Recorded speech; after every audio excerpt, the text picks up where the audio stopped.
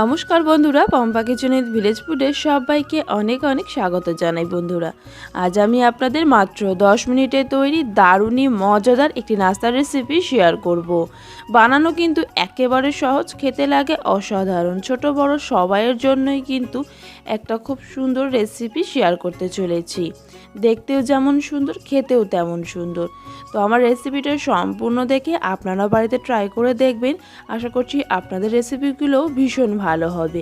একেবারে নরম তুলতুলে, পাতলা আর খেতে দারুণই মজাদার।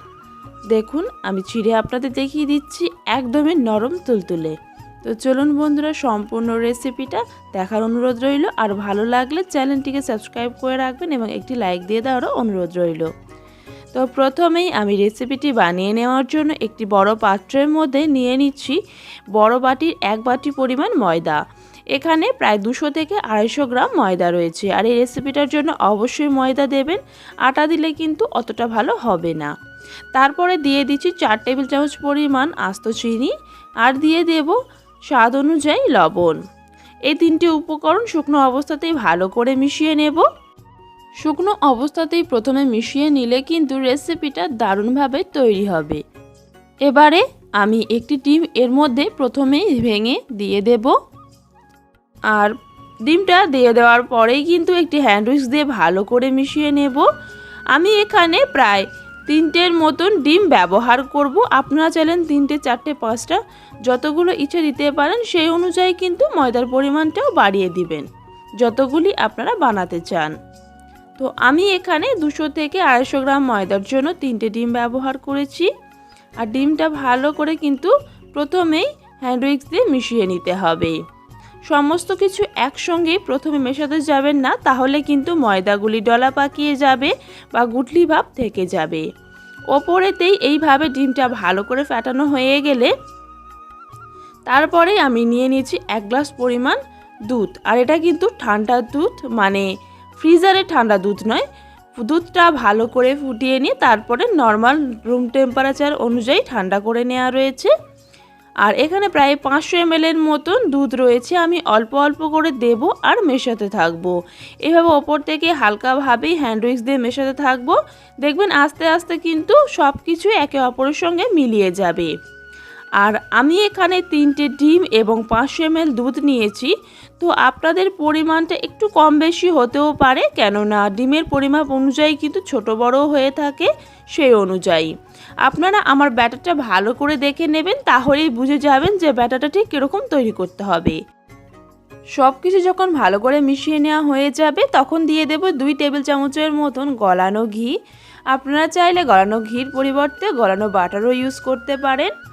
আর দিয়ে দেব 1 চামচের মতন ভ্যানিলা এসেন্স। যেহেতু আমি ডিমটা এখানে ব্যবহার করেছি, যাতে তার কোনো রকম কাঁচা গন্ধ না থাকে, সেই জন্য ভ্যানিলা এসেন্সটা ব্যবহার করেছি।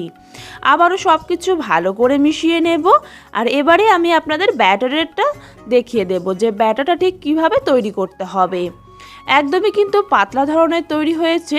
তবে এইভাবে হাতার পেছন দিকে একটু ব্যাটার নিয়ে একটি দাড়ি কেটে দেখবেন, যদি একে অপরের সঙ্গে মিলিয়ে না যায়, তাহলে জানবেন ব্যাটারটা কিন্তু একদমই ঠিকঠাক তৈরি হয়েছে।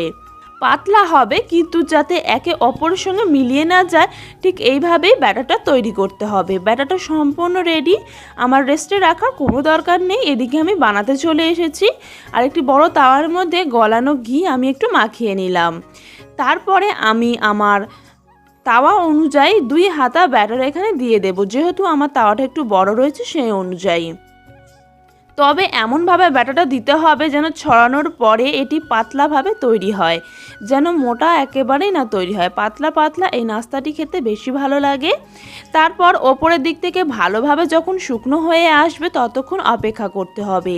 শুকনো হয়ে গেলে এটা এইভাবে উল্টিয়ে দেব।